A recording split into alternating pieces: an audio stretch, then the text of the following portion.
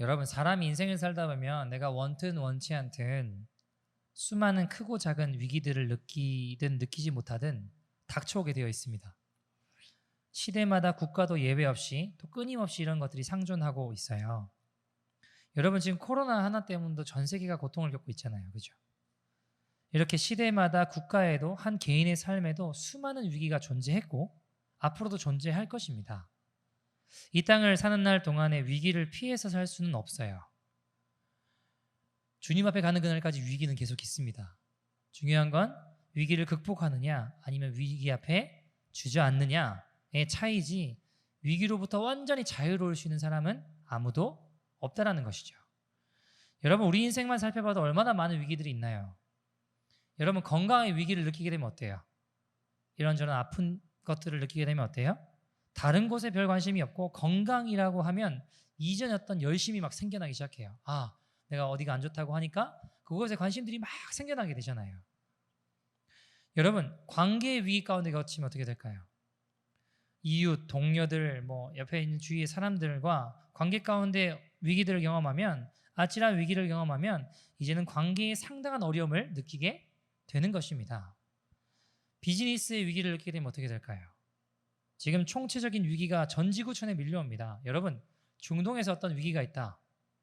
그게 과거처럼 인터넷이나 신문을 통해서 거기만 위기가 있구나 이게 아니라 어때요? 우리가 지금 살아가고 있는 가까이 일어나고 있는 일처럼 느껴진다는 거예요. 지구촌 곳곳에서 일어나고 있는 끔찍하고 생각하기 싫은 위기가 마치 내 개인의 위기처럼 다가오기도 하고요. 그 위기가 전 지구촌의 무게를 가지고 우리의 삶을 위기로 몰아가기도 하더라는 것입니다. 여러분, 예수님이 승천하시고 남겨진 제자들의 모습이 그랬어요. 마음이 그랬을 것 같아요. 왜요? 인생 최대의 위기 아닙니까? 아니, 예수님 믿고 살려면 여러분, 당시에 생명의 위협을 받던 시기잖아요. 당시 예수 믿는다는 이유 하나 때문에 수많은 핍박과 죽음의 위협이 있었습니다. 그래도 믿고 살았는데 그분이 하늘로 올라가 버리신 거잖아요. 얼마나 큰 위기입니까? 목자 없는 양처럼 예수님이 하늘로 올라가셨습니다. 위기입니다. 인생의 절대절명의 위기입니다. 그러나 주님이 약속하였습니다. 나는 올라가지만 너희에게 내가 성령을 보낼 거야. 그래서 제자들이 성령을 사모하며 기다리며 기도했습니다. 오늘 본문이 드디어 오순절날, 펜타코스텔 오순절날 성령님이 임하시는 장면이에요. 1절에서 4절 다시 한번 읽어볼까요? 1절에서 4절입니다. 같이 한번 읽어보죠. 시작. 오순절 날이 이미 이름에 그들이 다 같이 한 곳에 모였더니 후련히 하늘로부터 급하고 강한 바람 같은 소리가 있어 그들이 앉은 온 집에 가득하며 마치 불의 혀처럼 갈라지는 것들이 그들에게 보여 각 사람 위에 하나씩 임하여 있더니 그들이 다 성령의 충만함을 받고 성령이 말하게 하심을 따라 다른 언어들로 말하기를 시작하니라. 아멘. 여러분, 불의 혀처럼 오늘 성령이 임하셨대요. 방언이 터져 나왔어요. 세계 각국 언어로 이야기합니다. 근데 5절에서 8절에 보니까 언어가 달라졌는데 놀랍게 여겨요. 이상한 게 뭐냐면 언어가 달라져서 막 각기 다른 언어로 막 이야기를 하는데 혼잡하지가 않아요. 다 이해가 돼요. 나누이지 않아요. 연합함이 일어납니다. 이게 이상해요. 여러분, 좀 어떤 생각과 반대되는 것 같으세요? 언어가 혼잡하게 언어가 여러 각계각층의 언어들이, 각 나라의 언어들이 일어나는데 그게 나누이거나 혼잡하거나 그러지 않고 연합함이 일어나요. 좀 어떤 사건과 반대되는 것 같으세요? 구약에 좀 하나 떠오르는 사건 있지 않으세요? 창세기 11장의 바벨탑 사건. 여러분, 바벨탑 사건 어떤 사건인가요? 우리 형님들이 갑자기 자기 이름을 내고 싶어가지고 하늘로 내 이름을 내보겠다고 탑을 쌓아요. 하나님께서 그들의 교만함을 보시고 언어를 혼잡하게 하였습니다. 어떻게 되죠? 나누어져요. 사람들이 흩어져요. 그런데 오늘 지금 본문의 오순절 때는 각국 언어로 이야기하는데 혼잡하지 않아요. 연합이 일어나요. 하나님의 큰 일을 보아요. 여러분, 자, 9절에서 11절 말씀 보시겠습니까? 9절에서 11절입니다. 같이 한번 읽어보죠. 시작. 우리는 바데인과 메데인과 엘람인과 또 메소보다미아, 유다와 갑바도기아, 본도와 아시아, 부르기아와 밤빌리아, 애국과 및 구레네에 가까운 리비아, 여러 지방에 사는 사람들과 로마로부터 온 나그네 곧 유대인과 유대교에 들어온 사람들과 그레데인과 아라비아인들이라. 우리가 다 우리의 각 언어로 하나님의 큰 일을 말함을 듣는도다 하고. 아멘. 여러분 9절에서 11절까지 몇 군데 지역이 나올까요? 혹시 세셨나요? 15군데 지역이 나와요. 근데 이것은 천하 각국을 의미합니다. 로마 전체를 의미합니다. 여러분 오순절날 아침 사람들이 흩어진 게 아니라 전 세계에서 한 곳으로 모여들었다고 성경은 이야기를 해요. 여러분 정확히 바벨탑에 일어났던 그 저주와 그 심판과 하나님의 진노가 이제 회복되는 거예요. 여러분 성령이 임하시고 하나님의 나라가 회복이 되면 우리 인생의 모든 아픔과 저주와 슬픔과 두려움은 떠나가는 것입니다. 나뉘고 깨지고 상하고 흩어지는 역사는 예수의 이름으로 떠나가는 것입니다. 여러분 성령의 임하심으로 하나님의 나라가 회복되는 거예요. 여러분 성령님 임하시고 불의 여처럼 사람들이 각기 각 나라의 말로 방언하기 시작했어요. 근데 메시지는 동일합니다. 동일한 메시지를 듣기 시작했습니다. 뭔가요? 하나님의 큰 일을 듣는 거예요. 성령이 임하면 하나님 나라의 복음을 선포하는 거예요. 그들이 방언을 하면서 한 게 뭡니까? 전도했다라고 후반절에 보면 쭉 이야기하잖아요. 그죠? 여러분 사도행전 1장 8절 뭐라고 이야기하죠? 오직 성령이 너희에게 임하시면 너희가 권능을 받고 뭐라고 하죠? 예루살렘과 온 유대와 사마리아와 땅끝까지 이르러 내 증인이 되리라. 예수님의 증인이 된다라고 이야기합니다. 예수님의 증인으로 살아간다라는 거예요. 사랑하는 여러분, 우리가 예수님의 증인입니다. 여러분, 증인에게 가장 큰 죄가 뭘까요? 증인에게 가장 큰 죄가 뭘까요? 위증하는 거 아닐까요? 위증하는 거. 들은 것을 못 들었다고 하고 본 것을 못 보았다고 하고 내가 경험한 것을 몰랐다라고 하는 겁니다. 세상은 우리에게 물어요. 우리의 왕이 누구냐고 묻습니다. 어떻게 해야 구원을 얻을 수 있냐고 묻습니다. 만물을 지은 창조주가 누구시며 온 열방의 진정한 구원자가 누구시냐고 묻습니다. 여러분 그런데 대충 못 들은 것처럼 경험하지 못한 것처럼 듣지 못한 것처럼 다른 사람 이야기하듯이 하실 건가요? 예수님이 부끄러우세요?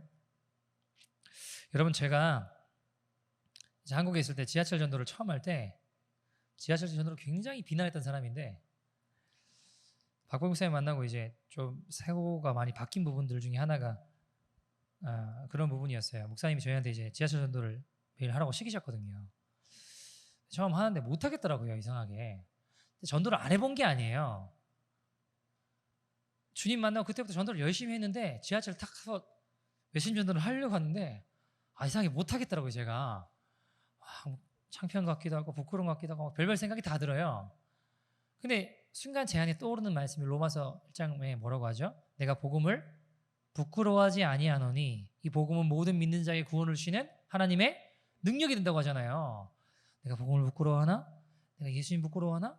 아닌데 나 분명히 예수님 사랑하는데. 그리고 다시 마음을 추스리고 다시 떨리는 마음을 부여잡고 성령님 도와달라고 하고 이제 복음을 전하기 시작했어요. 여러분 어느 쪽으로 가고 계시냐? 우리가 지금 청량리 쪽으로 가고 있는데 만약에 인천으로 가려고 하는데 여기 탔으면 어떻게 되겠냐? 그러고 또 복음을 전했습니다. 가던 길을 돌이켜야 된다고, 예수 믿어야 된다고. 그 다음 칸으로 갔어요. 그것도 하려고 하는데 어떤 청년이 따라오더니 샌드위치하고 음료를 주더라고요. 고맙다고, 끝까지 승리하시라고. 그걸 딱 봤는데 제 마음에 어떤 생각이 드냐면 주님이 말씀하신 것 같은 거예요. 고맙다고, 끝까지 승리하라고. 큰 위로가 되었던 기억이 있습니다. 여러분, 모세에게 말씀하신 주님께서 우리에게 오늘 말씀하세요. 너의 능력은 중요하지 않다. 너의 인생이 마른 지팡이 같은 너의 인생이라고 할지라도 내가 너와 함께하면 홍해를 가는 능력의 지팡이가 될 줄 믿습니다. 여러분, 예수님의 공생애를 시작하실 때 예수님도 세례를 받으셨죠. 세례 요한한테, 침례 요한한테. 그때 어떻게 되죠? 하늘이 열리고 성령님이 불의 혀 같은 성령님이 임하셨죠? 비둘기 같은 성령님이 임하셨다고 했어요. 그죠? 마태복음 3장 16절에 보면 비둘기 같은 성령님이 임하셨다고 이야기합니다. 여러분, 비둘기는 어떤 의미가 있을까요? 성령님이 똑같이 임하셨는데 아까는 불의 혀처럼 임하셨다고 했잖아요. 이번에는요. 비둘기 같은 성령님이 임하셨다는데 비둘기 어떤 의미가 있을까요? 지금은 비둘기 어떤 의미예요? 그러니까 평화, 피스 이런 의미잖아요. 그러면 2000년 전에도 예수님 당시에도 비둘기는 평화의 의미였을까요? 어떻게 생각하세요? 그때는 지금과 같은 의미는 아니었습니다. 여러분, 예수님 당시에 로마를 상징하는 대표적인 문형이 뭐였을까요? 독수리였어요. 독수리. 황금 독수리. 황금 독수리가 이 막대기 끝에 있으면 그 휘황찬란한 그 황금 독수리가 이렇게 있으면 황제가 여기 계시는구나 라는 걸 알 수 있었어요. 그러니까 황제가 가기 전에 어디서든지 간에 그곳엔 이 황금 독수리가 나타납니다. 그러니까 그 황제를 상징하는 게 독수리였어요. 자, 그런데 예수님께서 성령님이 임하시는데 성령님이 임한 모양이 어떤 모습이었다고요? 비둘기 같은 모습이었다고 했잖아요. 독수리도 아니고 좀 초라하지 않으세요? 캐나다인데 아니면 구스라도 이렇게 좀 따뜻하게 겨울에 구스라도 이렇게 조금 아니면은 뭐 봉황 뭐 이런 거 있잖아요. 좀 멋있는 거 공작새라든가 좀 우아하게 이렇게 확 날개를 이렇게 뭐 하든가 이렇게 좀 멋있는 새들 있잖아요. 아니면 뭐 불사조 이런 거 피닉스 이런 거 예수님 임하실 때 불사조가 이렇게 확 좀 멋있잖아요. 근데 그게 아니라 왜 하필 로마 황제도 독수리인데 비둘기가 뭐예요? 비둘기가. 여러분, 왜 성령이 임하시는데 비둘기 모양으로 임하셨을까요? 유대인들에게는 비둘기가 어떤 의미가 있을까요? 어떤 상징이 있겠죠. 어떤 의미가 있을까요? 힌트는 노아의 홍수입니다. 힌트는 노아의 홍수예요. 뭘까요? 여러분, 노아의 홍수가 끝나고 노아가 이제 먼저는 까마귀를 보내요. 이리저리 돌다가 끝나요. 그 다음에 이제 비둘기를 보냅니다. 돌다가 와요. 7일이 지나고 다시 비둘기를 배 밖으로 보냅니다. 그러니까 비둘기가 뭘 물어오죠? 나무 잎사귀를 물어왔어요. 어떤 생각이 들까요? 이제 나가도 살 수 있구나. 이제 나가도 살 수 있구나. 그 비둘기는 구원의 소식을 전하는 비둘기였다는 것입니다. 그래서 여러분, 실제로 히브리 성경 가운데 보면 아가서에 비둘기의 소리를 구원의 소리로도 번역을 해요. 실제로. 그러니까 유대인들에게는 비둘기가 어떤 의미인가요? 하나님의 심판이 끝나고 구원이 시작되었다는 의미입니다. 동일한 메시지를 지금 던져주고 있는 거예요. 무슨 이야기인가요? 성령이 임하면 구원의 소식을 전하게 된다는 것입니다. 여러분, 예수 그리스도의 피 묻은 십자가 복음을 전하게 된다는 것입니다. 근데 우리가 할 말이 많죠. 저도 할 말이 많아요. 여러분, 우리 교회가 코로나 터지기 전에 뭐 토요일 되면 영핀지 가서 막 노방 찬양도 하고 막 외침 전도도 하고 또 갤러리 가서 막 전도지도 나누고 전도하고 목요일 되면은 노숙자 사역 가서 노숙자들도 만나고 복음 전하고 기도해주고 뭐 이렇게 했거든요. 근데 코로나 터지고 이게 모든 필드가 지금 다 막혔어요. 근데 하나님, 아직 코로나가 안 끝났는데 어떻게 복음을 전할 수 있냐고, 어떻게 하나님 나라를 선포하냐고, 어떻게 전도하냐고 상식적으로 좀 생각을 해보시라고 할 말이 저도 많아요. 하나님 앞에. 근데 여러분, 우리는 왜 상식적으로 납득이 되는 것만 믿으려고 하고 알려고 하고 순종하려고 할까요? 여러분, 하나님의 사랑이 상식적이세요? 하나님의 사랑이 납득이 되고 이게 이성적으로 이해가 되세요? 내가 과연 우주 만물 지으신 그 하나님의 목숨을 내어주실 만큼 내가 그렇게 가치로운 존재라는 거예요. 하나님이 죽으실 만큼 피조물인 내가 나를 위해서 하나님이 죽으실 만큼 내가 그렇게 가치로운 존재냐고요. 여러분이 상식적으로 납득이 되냐고요. 우리가 지나가는 개를 위해 죽을 수 있나요? 못 죽어요. 더 심각한 일입니다. 근데요, 여러분, 이거는 창조주가 한낱 피조물을 위해 십자가에 못 박힌다? 그럴 만한 가치가 있냐라는 거예요. 상식적으로 납득이 되세요? 여러분, 잃어버린 양 비유 보면 100마리 양이 있는데 한 마리 양을 잃어버렸어요. 어떻게 하죠, 목자가? 99마리 양을 두고 잃어버린 한 마리 양을 찾아 나선다고요. 여러분, 이게 상식적인가요? 이게 납득이 되세요? 저는 이해가 안 돼요. 납득이 전혀 되지 않아요.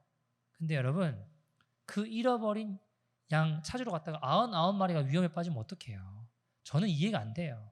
근데 여러분, 그 잃어버린 양이 나라면 이야기가 달라져요. 그 잃어버린 양 한 마리가 나라면 주님이 반드시 구해주셔야 돼요. 그 양이 다른 사람이라면 아니 꼭 99마리를 두고 한 마리를 찾아서 그렇게 하셔야 되냐 싶은데 그게 나라면 이야기가 너무 달라져요. 나라면 반드시 구해주셔야 돼요. 여러분, 어제 그저께 이제 금요일에 전영순 사모님 말씀 듣는데 전도하러 가서 막 말도 안 되는 수모를 당하잖아요. 아니 그 아픈 사람이 막 턱을 치면서 하나님이 기도 들어준다며 네 못생긴 얼굴 좀 예쁘게 바꿔달라고 기도해라고. 여러분 입장 바꾸라고 생각해 보자고요.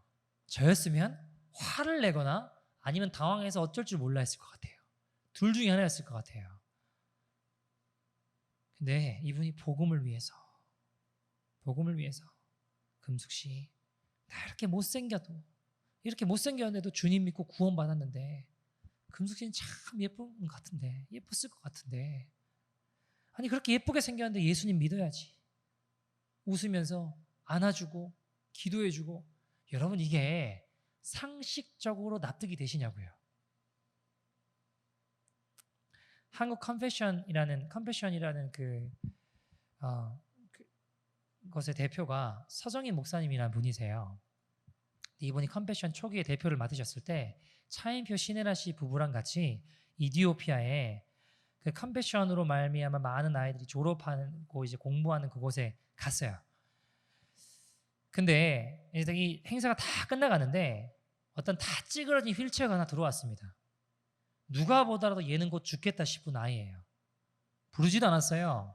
힘은 하나도 없고 핏기가 하나도 없어요. 눈은 휑하고 야, 이 아이가 살 수 있을까 하는 아이가 들어왔습니다. 엄마가 끌고 온 거죠. 보니까 이 이디오피아에서 약사 공부를 그 약하는 거, 파머시 하는 그거를 공부하고 있는 친구인데 어느 날 갑자기 병에 걸려가지고 이렇게 된 거예요. 다제내성 결핵이라는 불치병에 걸려서 애가 막 사경을 헤맨다는 소식을 듣고 그 자리에서 바로 차인표 씨랑 신혜라 씨가 막 무릎 꿇고 기도하자는 거예요. 근데 나는 서정인 목사님은 기도가 안 되는 거예요. 왜 그럴까요? 사실 이 아이를 알고 있었거든요. 근데 자꾸 하자고 하니까 억지로 할 수밖에 없는 겁니다. 저녁에 이제 나눔의 시간이 됐는데 함께 있는 사람들에게 차인표 신혜라 씨에게 이야기했어요. 솔직히 나는 너무너무 화가 났다고. 왜냐하면 그 아이 이름은 엔다카추라고 하는 이디오피아의 너무너무 가난한 동네에 타이어를 잘라서 실을 신지 않으면 맨발로 다녀야 되는 그 가난한 동네에서 태어난 아이라는 거예요. 근데 이제 컴패션과 연결이 돼서 복음을 듣고 교회를 통해서 이제 공부를 하기 시작하고 이 아이가 이제 공부를 해가지고 쭉 대학까지 와서 약사를 공부하게 됐는데 어느 날 갑자기 불치병에 걸렸다는 이야기를 듣게 된 거예요. 전 세계를 막 다 뒤져서 아프리카, 유럽, 미국 다 찾아봤는데 약이 없는 거예요. 근데 찾다가 감사하게도 여기 캐나다의 어떤 제약회사에 임상실험을 거치고 있는 약이 있다는 거예요. 그래서 서정희 목사님이 거기 연락을 해가지고 책임을 묻지 않겠다. 우리가 그 약 좀 쓰게 해달라. 제발 좀 쓰게 해달라 해가지고 주사를 매일 맞아야 되는 거예요. 이게 쉬운 일이 아니죠. 비용도 비싸고 뭐 약값만 해도 한 달에 막 300만 원씩 드는 이게 비싸잖아요. 근데 그걸 공수해서 직원 시켜서 비행기 실어가지고 여러 가지 아무튼 비용들이 더 많이 너무 큰 돈이 드는 거예요. 그런데 어쨌든 이 아이 살려야 된다고 전 세계가 기도했어요. 이 아이 살리려고. 뭐 수천만 원 넘게 엄청나게 많은 돈이 들었습니다. 자, 그리고 1년 6개월 뒤에 이 아이를 오늘 만나게 됐는데 결과가 뭐예요? 죽어간 아이인 거예요. 전 세계가 기도하고 수많은 돈들을 들여가지고 이 아이 살려보겠다고 매일 주사 놓고 이렇게 했는데 그 결과가 이 모양이라고 하니까 보니까 너무 화가 나더래요. 자기는 기도가 안 되더래요. 근데 그걸 모르는 차인표 시내라 씨 부부는 어때요? 너무 불쌍하고 안타까우니까 막 눈물 흘리면서 막 기도하는 거예요. 울면서 막 기도하는 거예요. 살려달라고. 무릎을 꿇고 진짜 열심히 기도하는 겁니다. 하나님 살려달라고. 그러면서 목사님 같이 기도하시죠. 나는 지금 속이 막 부글부글 끓는데 기도했어요. 진실한 기도가 아니었죠. 그리고 발견한 내 모습. 얼마 들었는지 계산하고 있는 가룟 유다 같았다라는 거예요. 나 이런 목사라고. 내가 가룟 유다라고. 돈이 너무 아까웠다고. 이 아이의 결과를 보는 순간 나는 너무너무 화가 났다고. 기도가 잘 안 나왔다고. 그리고 깨달았습니다. 하나님의 사랑은 한 생명을 향해서 절대적이라는 것을. 여러분이 비상식적인 사랑, 이 비효율적인 헌신, 여러분 그게 주님이 나에게 베풀으신 사랑입니다. 차인표 시네라 씨 부부에게 나눴어요.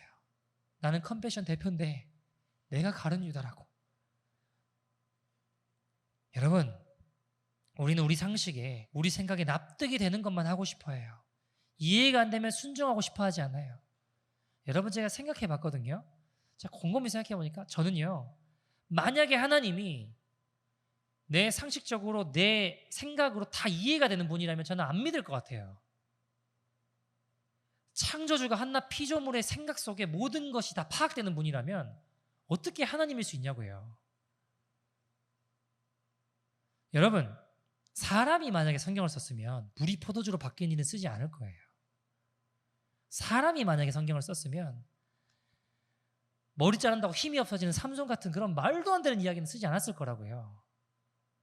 근데 저는 이게 오히려 더 진짜 하나님 성령의 감동하심으로 하나님의 쓰신 말씀이구나라는 게 생각이 들어요. 왜요? 사람이 쓰면 상식적으로 납득이 내 생각으로 다 이해될 만한 이야기만 쓰지 않겠냐고요. 여러분, 1년 후에 차인표 씨랑 다시 이디오피아를 방문하게 됐습니다. 컴패션 촬영 때문에요. 근데 그 형제가 시키지도 않았는데 오는 거예요. 휠체어가 들어왔습니다. 휠체어가 비어 있어요. 빈 휠체어예요. 그 형제가 막 종이를 이렇게 흔들면서 보여주는데 완전히 나았다고. 약사로 주님 전하면서 활동하고 있었습니다. 지금은 이 친구가요, NGO 단체를 하나 만들어서 이디오피아 의학정보 네트워크 창립자 겸 대표예요. 엔타카추 페카두. 이 친구가 이제 북동쪽에 있는 모든 아프리카에 있는 결핵 환자들을 받아서 치유하는 NGO 단체를 만든 거예요. 한국에서 만났는데 한국 왜 왔냐 그러니까 한국 제약회사들하고 MOU 맺으러 왔대요. 여러분, 우리 할 말 많아요. 이래서 못하고 저래서 못하고. 근데 여러분, 만약에 예수님이 우리한테 그러셨으면요. 예수님이 우리를 보시면서 이래서 너 안 되겠다. 십자가 못 지겠다. 너는 이래서 안 되겠다. 하나님이 죽는다는데 너는 너무 보잘것없다. 야, 이거 급이 안 맞다. 그럼 우리 어떻게 되는 거예요? 다 지옥 가는 거예요. 사랑하는 여러분, 예수를 믿겠다는 것은 내 인생의 주인이 예수님이라는 겁니다. 여러분, 이제 내 목숨이 아니라는, 내게 아니라는 거예요. 예수를 믿는다는 것은 목숨 내놓는다는 것입니다. 적당히 믿어서 들어갈 천국은 없습니다. 어제 어떤 분하고 통화를 하는데 목사님들이 이제 과거에 부끄러운 구원이라고 해가지고 대충 적당히 믿어도 천국 간다라고 이야기를 많이 하셨다라는 거예요. 여러분, 말로 안 되는 이야기입니다. 여러분, 적당히 믿어서 들어갈 천국은 애당초 존재하지를 않아요. 내 생명을 주님께 드린 자만이 이 다가오는 마지막 환난을 통과할 것이며 끝까지 승리하여 우리 주님을 맞이할 것입니다. 여러분, 제가 가만히 생각해 봤는데 어쩌면 정말 구원받은 자는 주님 만날 때 부끄러울 수 있을 것 같아요. 한번 제가 상상을 해봤거든요. 나 같은 죄인을, 나는 자격이 없는데 어떻게 나 같은 자를 구원하셨을까? 천국문 통과할 때 그런 생각이 들 수도 있지 않을까? 어떤 분 이야기가 천국에 사람들이 들어오는데 어떤 한 무리는 고개를 못 들고 들어오더래요. 근데 사람들이 믿음의 선진들이 막 아브라함, 막 베드로 할 거 없이 막 다 일어나서 그 사람들을 향해서 막 환호하면서 박수를 치며 좋아하더래요. 가장 큰 환호와 격려를 받더래요. 아니, 고개를 못 들고 들어온 사람들인데 누굴까 가만히 보니까 순교자들이라는 거예요. 순교자들. 주님을 위해 자신의 목숨을 드린 순교자들이 들어오는데 고개를 못 들고 어떻게 나 같은 자가, 주님께 생명을 드린 자들이 청문 통과하는데 고개를 못 들고 나 같은 죄인을 나는 자격이 없는데 하며 들어오더라는 겁니다. 사랑하는 여러분, 정말 성령이 임한 사람은, 하나님 나라를 보고 경험한 사람은 복음을 전합니다. 하나님 나라를 선포하고 구원의 소식을 전합니다. 사랑하는 여러분, 성령이 임하시면 하나님의 통치와 하나님의 다스림이 임할 때 우리 안에 모든 어둠과 저주와 결박은 끊어질 줄 믿습니다. 복음의 증인이 될 줄 믿습니다.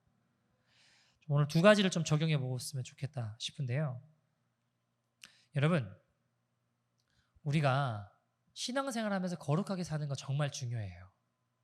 진짜 중요합니다. 제일 중요합니다. 그러나 우리가 거기에 머물러서는 안 돼요. 무슨 이야기냐? 여러분, 우리 인생의 목표가 평생 죄 안 짓고 사는 게 목표가 돼도 되겠습니까? 거룩하게 사는 것을 넘어서 하나님 나라 위해서 우리 삶을 드려야 되지 않겠나요? 복음을 전하고 선교하고 하나님의 거룩한 나라 부르심을 향해서 쫓아가야 되지 않겠습니까? 제가 원래 올해 교회 계획이 파워 인카운터 이제 수련회 하고 8월에 지금 이제 아프리카로 원래 선교 가는 거예요. 원래 제 계획은. 근데 코로나가 터지면서 지금 이렇게 막혔잖아요. 괜찮아요. 내년에 가면 돼요. 내년에. 여러분, 뭐 안 되는 거 없으면 다 돼요. 내년에 가면 되죠. 올해 안 되면. 복음 전해야죠. 선교해야죠. 그럼 지금 우리 당장 우리가 구체적으로 우리 삶에 좀 적용할 수 있는 일이 뭘까요? 첫 번째로 두 가지를 적용하고 싶은데, 첫 번째는 전도하자는 거예요. 마지못해 하다못해 마스크라도 나눠주자고요. 마스크라도. 교회 달라고 하십시오. 드리겠습니다. 한국에서 뭐 KF94 드릴게요, 여러분. 그거 우리가 누구 만나는데 그냥 만나고 오지만 말고 마스크라도 나눠줄 수 있잖아요. 거기 전도지 드릴게요. 붙여가지고 그냥 같이 드리면 되잖아요. 한국말로 된 거, 영어로 된 거 다 있습니다, 여러분. 그렇게 나눠주면 어떨까? 복음 위에서 살아야죠. 여러분, 복음을 살아내는 거 가장 중요합니다. 그러나 복음을 전하는 것 또한 우리의 사명인 줄 믿습니다. 우리가 왜 살아가야 됩니까? 예수님 전하기 위해 사는 거예요. 내가 믿는 예수가 진짜 예수라면, 내가 믿는 예수가 사실이라면, 그분이 나 같은 죄인을 위해 죽으시고 부활하신 것이 사실이고, 그분이 나의 구주시고 주인이시며 생명이시고 모든 것 되신다면 그분 전하고 싶어서 미쳐야 되는 게 정상이지 않을까요? 여러분, 생각해 봅시다. 세상에서 나에게 좋은 일만 일어나도 알리고 싶어요. 전하고 싶어요. 아닌가요? 친구들에게 말 안 하고 못 베깁니다. 세상에서도 여러분, 나 취직됐어, 나 공무원 붙었어, 나 좋은 대학 갔어, 학교 들어갔어, 그런 일만 일어나도 가족들에게, 친구들에게 말하지 않고 견딜 수가 없잖아요. 나 이런 상 받았어, 여러분, 말하지 않고 견딜 수 없잖아요. 하물며 복음이 하나님의 아들이, 하나님의 아들을 내어주신, 그분에게 전부나 마찬가지인 그 외아들을 내어주신 복음이 그러니까 세상 일들과 비교가 되겠습니까, 여러분? 여러분, 기껏 해봐야 길면 100년, 장수한 120년 안 되는 세상 일이, 그렇게 행복한 일만 일어나도 전하지 않고는 못 버틴다는데, 영원한 행복을 경험하고도 전하지 않는다? 있을 수 없는 일입니다. 그 말은 나에게 예수가 세상의 좋은 일보다 못한 분이거나, 아니면 내가 영원한 생명을 경험해 본 적이 없거나, 그 둘 중에 하나일 겁니다. 이단들이 이런 이야기 하죠. 잘 몰라서 구원 못 받는데요. 잘 몰라서. 잘 알아야 된대요. 여러분, 초대교인들이 글을 모르는 사람들도 있었어요. 성경에 대한 해박한 지식을 알고 있었기 때문에 구원받았습니까? 사도 바울은 성경 지식이 없어서 예수 외의 모든 것들을 배설물로 여긴다고 했나요? 여러분, 성경을 아는 거 중요합니다. 하나님 말씀하는 거 중요해요. 그러나 그걸 몰랐기 때문에 복음을 못 전하는 건 아니라고요. 초대교인들은 예수를 만난 증인들은 이상하리만큼 피 묻은 십자가 복음만을 외쳤습니다. 그분이 구세주다. 그분이 우리의 왕이다. 가이사가 주가 아니라 예수가 주다. 예수님 믿으십시오. 이상하리만큼 예수님만 나타냈습니다. 그럼 그들은 그것밖에 모르니까 지옥 갔냐고요? 그렇지 않습니다, 여러분. 복음이면 충분했고 그분이 내 안에 실제가 되실 때 그분을 전하지 않고는 견딜 수가 없는 거였습니다. 갈라디아서 보면 바울이 당대 엄청난 사도였던 베드로를 막 뭐라고 해요. 왜 그러냐? 이방인들하고 식사한 자리에 베드로가 있다가 이 유대인 그리스도인들이 온다는 이야기를 듣고 갑자기 놀래가지고 내가 유대인이잖아요. 체면 때문에 일어나서 도망쳤어요. 그걸 놓고 이제 바울이 엄청나게 뭐라고 하거든요. 여러분, 제가 어떤 생각이 드냐 하면 베드로가 체면 치레했던 거죠. 유대인인 내 내면 차리고 지키는 것이 중요한데 너희는 온 천하에 다니며 만민에게 복음을 전파하라. 마가복음 16장 15절은 외면합니다. 내 체면 차리는 건 중요한데 복음 전하는 것은 외면한다고요. 베드로서 3장 9절 같이 한번 읽어볼까요? 하나님의 마음입니다. 같이 한번 읽어보죠. 시작. 주의 약속은 어떤 이들이 더디다고 생각하는 것 같이 더딘 것이 아니라 오직 주께서는 너희를 대하여 오래 참으사 아무도 멸망하지 아니하고 다 회개하기에 이르기를 원하시느니라. 아멘. 여러분, 주님은 우리가 아무도 멸망하기를 원하지 않으세요. 다 회개하기를 원하세요. 예수님 앞에 나오기를 원하십니다. 그럼 주님이 원하시는 게 뭔지 아는데 우리가 주님을 전해야 되지 않겠습니까? 여러분, 우리가 죽은 자는 일으킬 수 없어도 병든 자를 위로할 수는 있습니다. 눈먼 자를 눈뜨게 할 수는 없지만 가난한 고아의 밥은 한 끼 대접해 줄 수 있습니다. 병든 이웃의 병을 대신 아플 수는 없어요. 그러나 그들을 위해 기도해 줄 수 있잖아요. 여러분, 수천 명의 회중 앞에 말씀을 선포하도록 부르심을 입지는 않았을지라도 주일학교 한 아이에게 예수님을 전할 수 있지 않겠습니까? 매일 나가서 복음 전한다 못할 수 있겠지만 회사에 일찍 나와서 동료들 의자 붙잡고 그들의 구원을 위해 기도할 수는 있지 않을까요? 여러분, 우리가 설교를 할 수 없을지라도 5살짜리 아이에게 복음 전할 수 있지 않을까요? 그 예수님 전하는 하나님 나라를 선포하는 저와 여러분 되기를 간절히 소원합니다. 두 번째 적용, 우리가 좀 금식하고 공격적으로 같이 기도했으면 좋겠습니다. 여러분, 마가의 다락방에 모인 120문도는 다른 것 한 거 아니에요. 뭐 했을까요? 성령님 임하실 때까지 기도했습니다. 하나님 나라 위해 기도했습니다. 다른 거 한 거 아니에요. 하나님 나라 사모하며 기도했습니다. 여러분, 언제 잡혀갈지 몰라요. 언제 무슨 고난이 일어날지 모릅니다. 여러분, 예수님이 승천하실 때 500명 넘는 사람들이 그 자리를 봤어요. 주의 약속하신 성령을 기다리라는 말씀을 들었습니다. 근데 기도하다 보니까 두려울 수 있겠죠. 어려울 수 있겠죠. 언제 어떻게 될지 모르니까 결국 남은 사람은 120명이었습니다. 120명이 남아서 주의 약속한 성령을 경험했습니다. 여러분, 저희 교회가 이제 하나님 허락하신 장소로 들어가려고 하는데 많은 방해와 공격과 어려움이 있을까요? 없을까요? 있어요. 또 앞으로 있을 겁니다. 금식하고 공격적으로 기도하는 거예요. 사단의 묶임이 떠나가고 하나님의 영으로 승리하도록 기도하는 겁니다. 하나님 나라를 이루어가는 귀한 교회로 쓰임받을 수 있도록 기도하는 겁니다. 여러분, 먹는 거 금식뿐만이 아니라 미디어도 같이 금식했으면 좋겠어요. 미디어도 하나님 나라 위에 미디어도 금식하면서 기도하자고요. 여러분, 유튜브 보다가 하나님 앞에 서실 겁니까?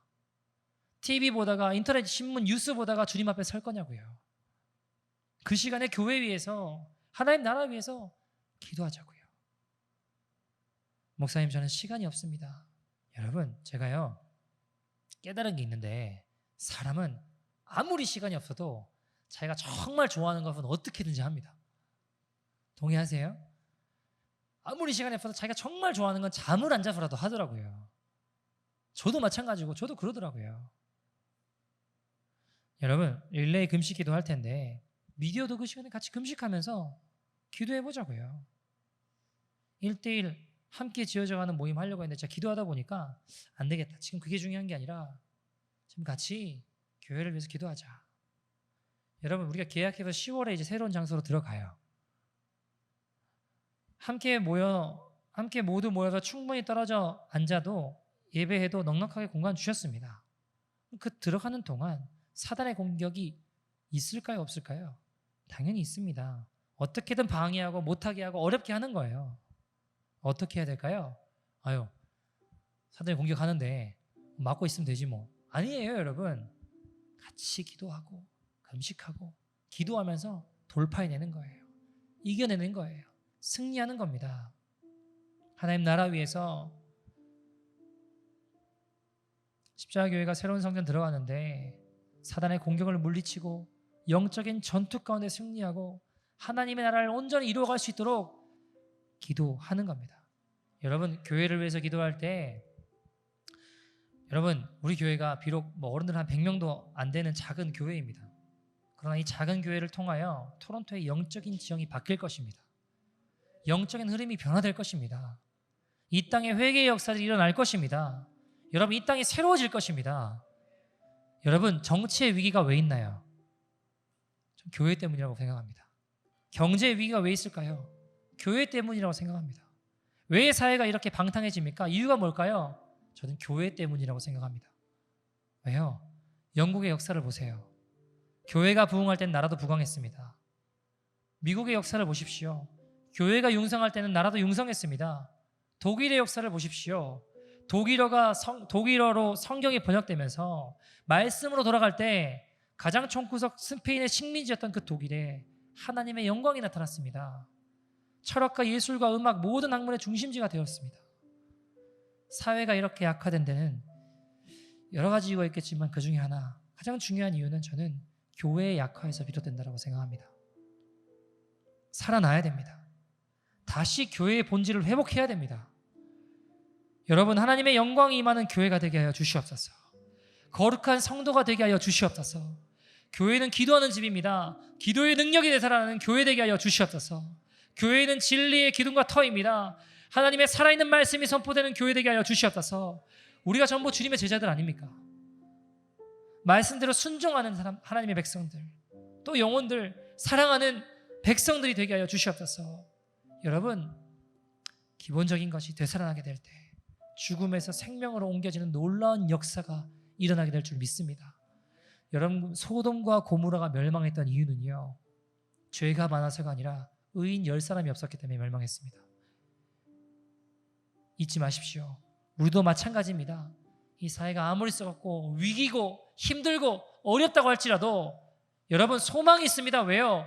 우리가 깨어서 기도하고 우리가 깨어서 하나님 말씀대로 순종하는 난 살릴 수 있습니다.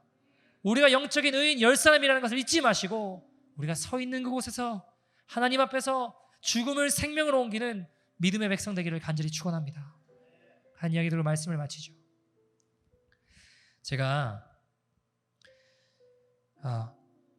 주님을 만나고 너무 좋아서 복음 전하다가 박보영 목사님을 만나고 인생의 두 번째 전환기를 맞이했어요. 그리고 이제 복음을 전해야겠다. 근데 목사님 메시지가 가난하고 소외되고 약하고 어려운 자들을 돌보고 복음 전하고 이렇게 사셨잖아요. 노숙자들, 버려진 아이들 어떻게 하면 좋을까 하다가 과연 누구한테 사람들이 복음을 전하지 않을까 고민하다가 이렇게 술집, 요정 아니면 이렇게 좀 몸파하시는 분들이라든가 좀 어려운 일들을 하시는 분들 이분들한테 복음을 전하겠다 해가지고 그때부터 그런 것들을 좀 찾아다녔어요.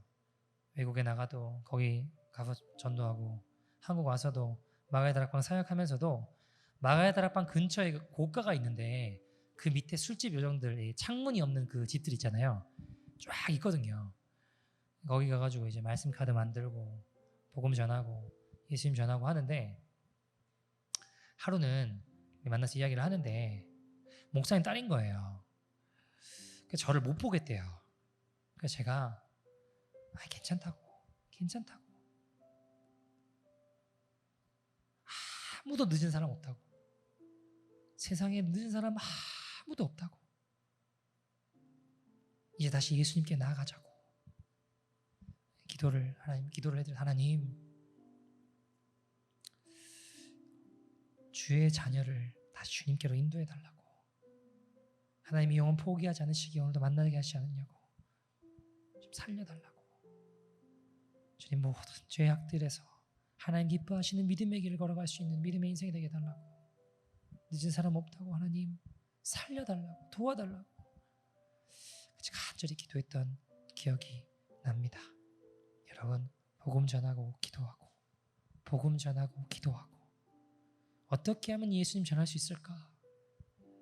참 은혜로운 시간들이었습니다. 근데 여러분,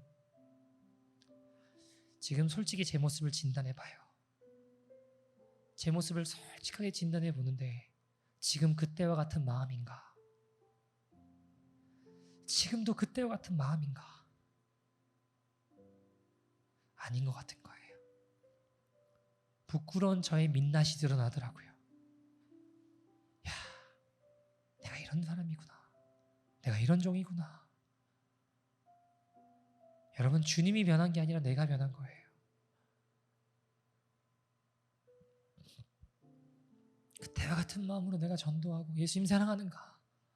아닌 것 같은 거예요. 오히려 영혼들을 주님께로 인도하는 디딤돌이 되어야 될 텐데 걸림돌이 되는 것 같은 내 모습을 바라볼 때 정말 죽을 만큼 괴롭습니다. 왜 이렇게 안 되나? 그러면 다시 기도합니다. 주님, 다시 나의 마음이 주님께로 온전히 향하게 하여 주시옵소서. 다시 나의 마음을 돌이켜 예수님을 나타낼 수 있는 믿음의 인생이 되게 하시고, 영혼들을 위해 기도하는 인생이 되게 하시고, 하나의 나라를 위해 기도하는 인생이 되게 하여 주시옵소서. 우리 예션 중 같이 한번 기도할 텐데, 민족의 가슴마다 이 찬양하고 같이 기도할 텐데요. 주님, 내가 여기 있습니다. 나를 드립니다. 나의 마음이 다시 한번 주님께로 향하기를 원합니다. 우리 믿음의 고백하며 나아갑시다. 내 안에 하나님의 나라가 임하게 하여 주시옵소서. 모든 어둠이 떠나가게 하여 주시고, 하나님 예수님 닮아가게 하여 주시고, 복음의 증인 구원의 소식을 전하는 믿음의 인생이 되게 하여 주시옵소서. 주님, 내가 여기 있습니다. 나를 사용하여 주십시오. 가룟 유다 같은 나의 모습은 떠나가게 하여 주시고, 한 영혼을 위해 모든 것을 내어주신 예수님의 증인 되게 하여 주시옵소서. 우리 시간 같이 찬양하며 나가도록 하겠습니다.